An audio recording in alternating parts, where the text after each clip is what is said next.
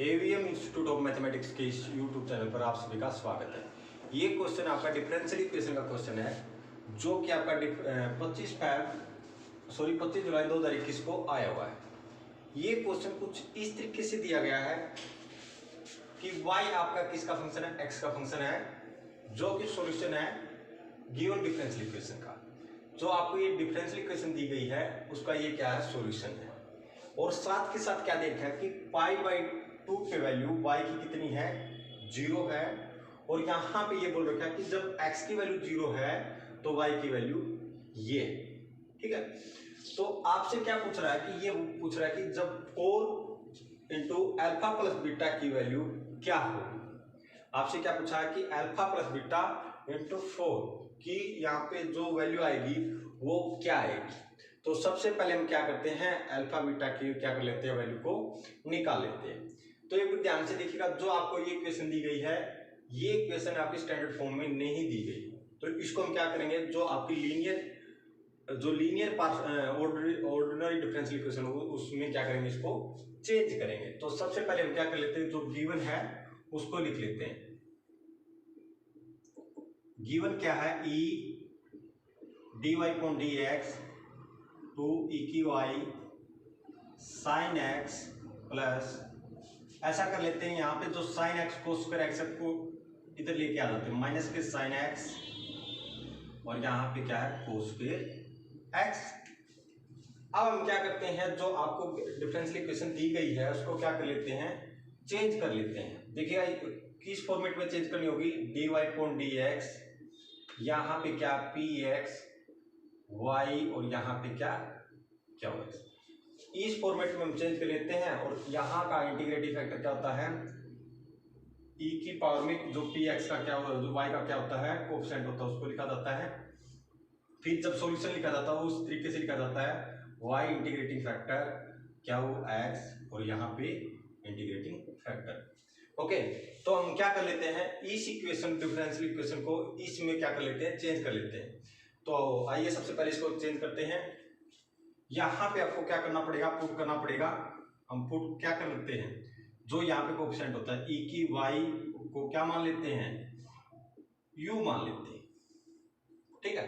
तो अब taking on the both side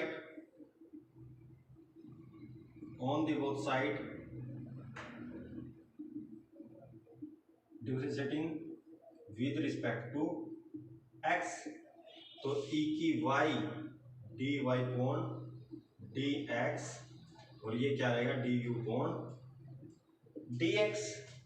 अब हम क्या कर लेते हैं, जहां पे e की y है वहां पे क्या यूज कर लेते हैं, u, और जहां पे e की y dy/dx है वहां पे क्या यूज कर लेते हैं, du/dx। तो ध्यान से देखिएगा, जो आपकी इक्वेशन किस में चेंज हो जाएगी, ध्यान से देखिएगा इस इक्वेशन को या इस इक्वेशन को। तो यहां पे हम लिख सकते हैं du/dx माइनस 2 sin x, और यहां पे लिख सकते हैं हम u माइनस के sin x और यहां पे cos के x।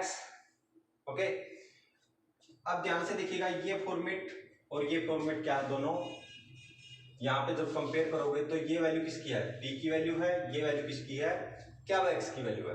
अब हम इसका आसानी से क्या कर सकते हैं, यहाँ पे सॉल्यूशन निकाल सकते हैं। तो सबसे पहले हम क्या कर लेते हैं, इंटीग्रेटिंग फैक्टर को निकालते हैं।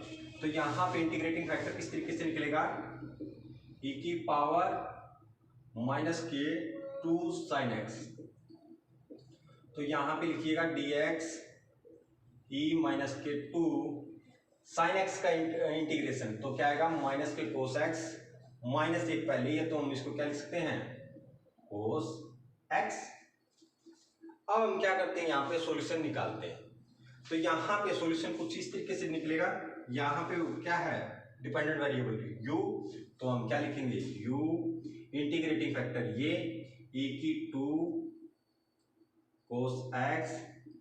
अब यहाँ पे क्या x का काम यहाँ पे कौन कर रहा है, माइनस के sin x, और यहाँ पे क्या है cos के x, माइनस के sin x, और यहाँ पे क्या लिख सकते हैं, e की 2 cos x, और साथ के साथ देखिएगा, और यहाँ पे क्या है cos स्क्वायर x भी है ना, तो इसको भी यहाँ पे लिखिएगा कोस स्क्वायर एक्स ई की टू कोस एक्स dx।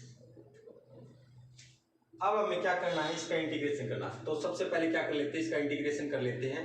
एक टाइम के लिए ध्यान से देखिएगा, यदि मैं कोस एक्स को क्या पुट कर लूँ, टी पुट कर लूँ, तो ये आपके इंटीग्रेशन की फॉर्मेट किस में चेंज होगी, देखिएगा आप पुट कर लेते हैं कोस एक्स की वैल्यू को टी, ताकि आपका ये इंटीग्रेशन आसानी से क्या हो जाए, सोल्व हो जाए। तो यहाँ पे हम लिख सकते हैं u e की पावर 2 कोस एक्स। यहाँ पे देखिएगा जब आपने कोस एक्स पुट किया तो यहाँ पे साइन एक्स, कोस का क्या आएगा माइनस के sine x D x D T, तो मतलब minus sine x D x की जगह आप क्या लिख सकते हो डी टी। तो ये आपकी फॉर्मेट किस में चेंज होगी, यहाँ पे टी स्क्वायर ई की 2t और डी टी। अब हम क्या कर सकते हैं, इसका इंटीग्रेशन आसानी से निकाल सकते हैं, तो निकालिएगा u e की 2 cos x। अब यहाँ पे सेकंड फंक्शन ये रहेगा, फर्स्ट फंक्शन ये रहेगा, तो first function as it is e की 2t का इंटीग्रेशन से क्या आएगा, नीचे क्या आ जाएगा 2 आ जाएगा। अब माइनस का निशान, यहाँ पे हमने क्या कर दिया माइनस टी स्क्वायर का डेरिवेटिव, तो क्या आएगा 2t, क्या लिखा जाएगा 2t, और e की 2t, और यहां पे क्या लिखा जाएगा 2। ओके, ध्यान से देखिएगा हमने क्या किया है, टी स्क्वायर ई की 2t का क्या कर दिया हमने, इंटीग्रेशन कर दिया है। तो क्या लिखा टी स्क्वायर को एज टीज, फिर ई की 2t का इंटीग्रेशन ई की 2t एज टीज, और 2t का यहाँ पे 2 लिखा जाता है। अब माइनस का निशान और टी स्क्वायर का डेरिवेटिव, तो वो क्या आएगा 2t, और यहाँ पे क्या है ई की 2t बाई 2। तो अब हम क्या करेंगे, आगे इसका इंटीग्रेशन किया जाएगा।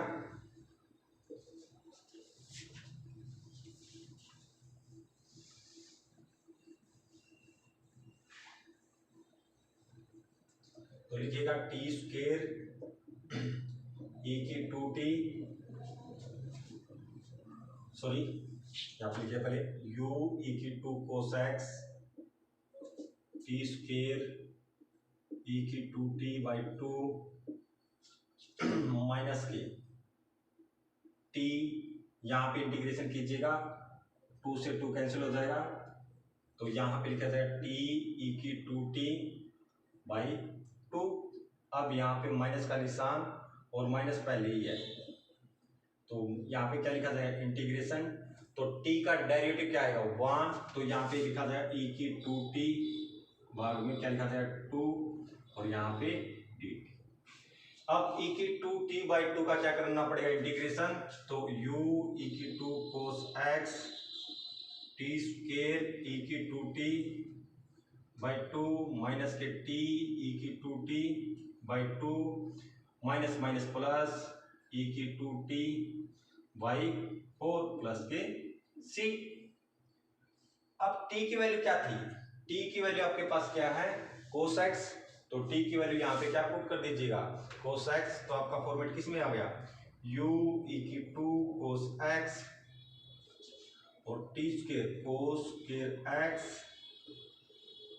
e की 2 cos x by 2 cos x e की 2 cos x बाई 2, यहाँ पे क्या लिखा जाएगा e की 2 cos x बाई 4, और यहाँ पे लिखा जाएगा प्लस के c। अब ध्यान से देखिएगा आपकी टर्म किस में है x और y में, तो u की वैल्यू क्या मान के चले थे हम, u की वैल्यू मान के चले थे e की y, तो u की वैल्यू भी हम क्या कर लेते हैं यहाँ पे पुट कर लेते हैं।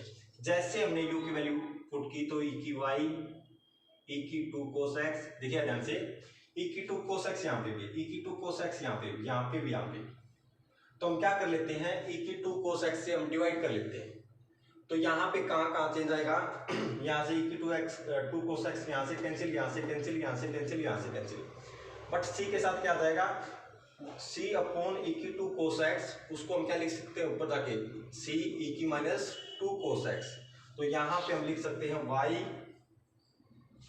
cos स्क्वायर x बाई 2, और सॉरी यहाँ पे माइनस है, minus cos x by 2 plus 1/4 और यहाँ पे c e की माइनस k2 cos x।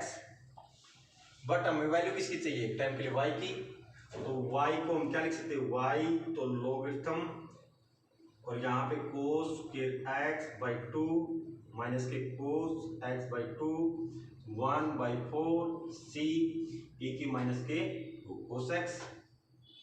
अब ध्यान से देखिएगा यहां पे क्या देखा है, π/2 पे वैल्यू कितनी है 0।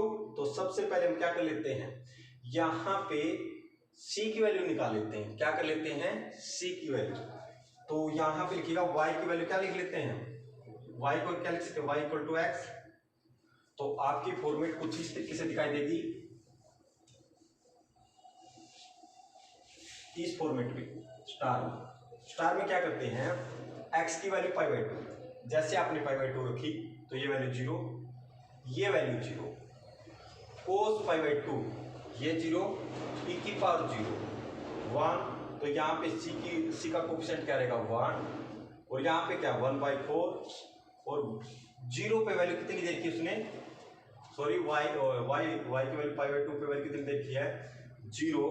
तो यहाँ पे देखिएगा कुछ इस तरीके से दिखाई देगा, π/2 पे वैल्यू y की वैल्यू कितनी है 0 0 log ये क्वांटिटी 0 ये क्वांटिटी 0 1/4 और यहाँ पे आप लिख सकते हो c। तो लोगरिथम को इधर लेके आओगे देखिए पर 0 1/4 प्लस के c। तो e की पावर 0 कितना होता है 1, तो c की वैल्यू कितनी आ गई 3/4। जो आपका जनरल सॉल्यूशन है वहां पे आप क्या कर सकते हो, c की वैल्यू क्या पुट कर सकते हो 3/4। तो मैं क्या कर रहा हूँ, जहां पे आपको c यहाँ पे दिखाई दे रहा है यहाँ पे वैल्यू क्या लिख रहा हूँ 3/4। बट हमें वैल्यू क्या चाहिए, हमें तो जब x की वैल्यू 0 है तो उसने देखा कि ये सॉल्यूशन है और हमें क्या करनी है, अल्फा बीटा की क्या करनी है वैल्यू निकालनी है, ताकि हम यहाँ पे पुट कर सके वैल्यू निकाल सके। तो ध्यान से देखिएगा, तो x की वैल्यू 0 है तो ये फॉर्मेट किस में चेंज होगी 1/2 और ये x की वैल्यू 0 तो cos x cos 0 1 तो 1/2 माइनस के 1/2। तो ये टर्म तो इस टर्म से कैंसिल हो जाएगी, तो आपके पास क्या बचेगी, तो y की वैल्यू 0, ये वैल्यू क्या होगी log cos square 0 1 1/2 cos x cos 0 1 1/2, एक प्लस का एक माइनस का, तो ये दोनों टर्म क्या हो जाएंगे कैंसिल। तो यहाँ पे कुछ टर्म इस तरीके से आएंगे 1/2 माइनस के 1/2 प्लस 1/4 माइनस के cos x की वैल्यू 0 पे क्या है e की पावर 3/4 e की माइनस के 2 प्लस 1/2 से 1/2 y की वैल्यू 0 लोगरिथम e तो 1/4 प्लस 3/4 e माइनस स्क्वायर। तो यहाँ पे देखिएगा अल्फा की वैल्यू कितनी बन गई है, इसे कंपेयर कीजिएगा, अल्फा की वैल्यू ये, बीटा की वैल्यू ये। बट हमें तो वैल्यू किसकी चाहिए 4 1/4 प्लस 3/4 इसकी वैल्यू चाहिए। तो जो ब्रैकेट के अंदर है उसकी वैल्यू कितनी है 1, तो 4 × 1, तो इसका फाइनल आंसर क्या रहेगा यहाँ पे